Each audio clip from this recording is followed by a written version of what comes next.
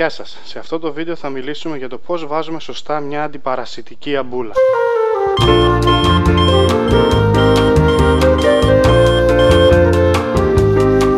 Τώρα που ξεκινάνε οι ζεστοί μήνες του χρόνου, ξεκινάει το πρόβλημα με τους ψήλους και τα τσιμπούρια. Η καλύτερη αντιπαρασιτική μέθοδος για αυτό το πρόβλημα είναι η αμπούλα. Υπάρχουν πολλές στο εμπόριο, αλλά έχει παρατηρηθεί ότι οι ιδιοκτήτες κάνουν λάθος στο πώς εφαρμόζουν την αμπούλα. Θα πρέπει λοιπόν να προσέξουμε μερικά πραγματάκια. Πρώτον, θα πρέπει ο σκύλος 3 μέρες πριν και 3 μέρες μετά την εφαρμογή να μην έχει κάνει μπάνιο.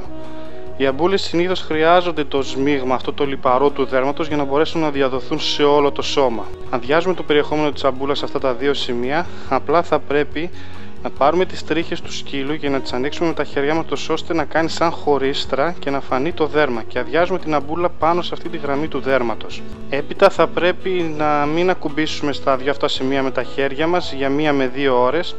Όχι ότι θα πάθουμε τίποτα, απλά για να πάει όλο το υλικό στο σκύλο. Και αυτό είναι όλο. Τώρα θα πρέπει να έχουμε λίγο στο νου μας την χρονική διάρκεια που δίνει ο κάθε κατασκευαστής για την αμπούλα, 1 μήνα, 3 μήνες, ποικίλει αναλόγως, και να φροντίζουμε έγκαιρα για την επανάληψη της εφαρμογής.